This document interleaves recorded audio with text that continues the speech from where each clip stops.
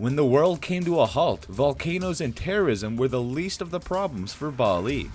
The main touristic destination of the Indonesian area is completely emptied of tourists, and there are no signs for an economic recovery. Many on the island have been desperate to see a quicker return of tourists, particularly as some neighboring countries have decided to reopen faster. Thailand and the Philippines, for example, already have similar no quarantine programs in place for foreign tourists for some time now. So the real question is, what is really going on in Bali since the world came to a halt? Known for its surfing, temples, waterfall, and nightlife, Bali attracted 6.2 million foreign visitors in 2019, the year right before the world came to a halt, which accounted for more than 50% of Bali's economical income. But few visitors have returned since Bali began opening up again to foreign tourists last October, discouraged by the need to quarantine and other rules to combat the transmission of the virus. According to the Central Bureau of Statistics of Bali, quoted by CNN, the international tourists who visited Bali in 2021 were 45, an amount that isn't even comparable to 6.2 million foreigners who arrived in 2019, or the 1 million who had visited the island in early 2020 before the travel bans were introduced. Only 2 foreign visitors arrived in Bali the first month following the reopening of the borders. Around 500,000 arrived in the same period of 2019. The local province's head of tourism, Gedi Ganatika, told CNN that this is the lowest number of foreign visitors ever recorded in Bali. Let's first look into some actual data in Indonesia, what really happened in 2020. In Indonesia, the first case was ascertained in March 2nd, 2020, when 2 women previously in contact with an infected Japanese citizen tested positive for the swab. Although already on April 9th, the widespread hit all 34 Indonesian provinces. In addition to blocking flights from other countries, the government had not imposed any lockdowns, but had only introduced a series of restrictions, which the Jakarta Post, the Indonesian leading English language newspaper, had considered as too weak. The few restrictive measures, combined with the high popularity density of Indonesia, which with over 270 million inhabitants, it is the 4th most populous state in the world, have ensured that the virus continued to spread very quickly, although lagging behind other parts of the world such as Europe. In May, only tourists who were unable to return to their countries due to the blocking of flights were registered. By July, the cases of contagion ascertained in Indonesia were over 84,000, more than those reported by China at that time. Bali is divided in 2, both geographically and economically, by a mountain range that includes some active volcanoes, such as Mount Agung. Wild landscapes and rural villages characterize the northern part, while the southern tip is a flat and fertile territory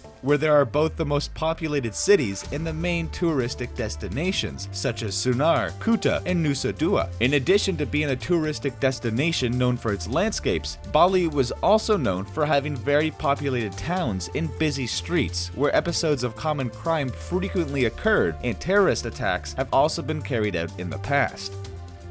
In recent decades, many people have moved from the north to the south of Bali, where they have found work in the tourism sector.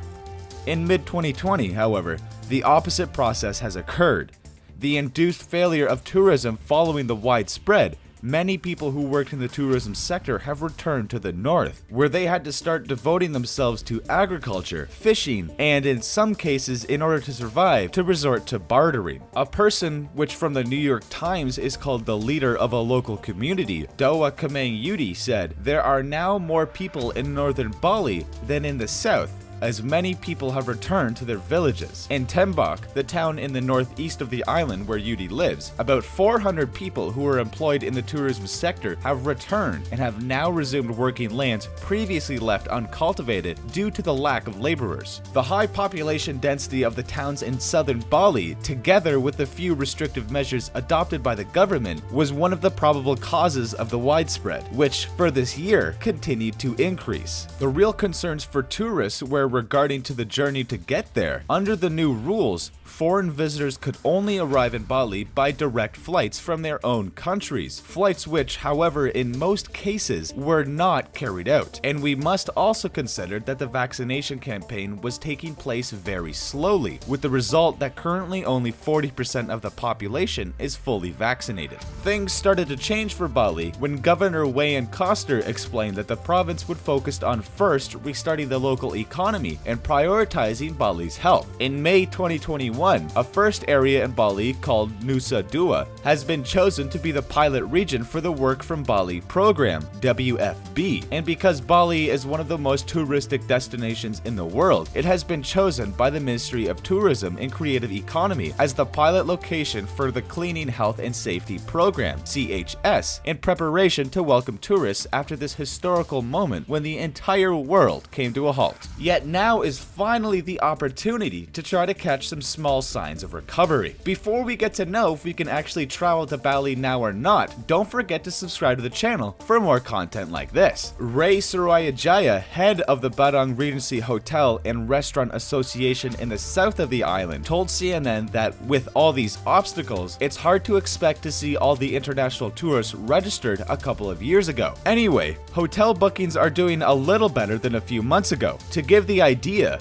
according to the analysis of a research institute cited by Bloomberg, in the week from December 29th to December 5th, 2021, 57% fewer bookings were recorded compared to the same period in 2019, a relatively better figure than when in August bookings were 80% lower than August of 2019. Finally this year, Luat Panjaitan, one of the ministers overseeing safety control in Java and Bali, told a press conference that if the Bali pilot program goes well, all foreign visitors entering Indonesia would no longer be kept in quarantine from April 1st. The Indonesian government has eased entry restrictions as of April 7th. One of the main events on which the local administration is focusing a lot for the revival of the economy is also the upcoming G20, the summit between the leaders of the main developed countries, scheduled for October 2022 in Bali. So before the streets of Bali get too crowded again, hurry up and organize your next vacation on this amazing island.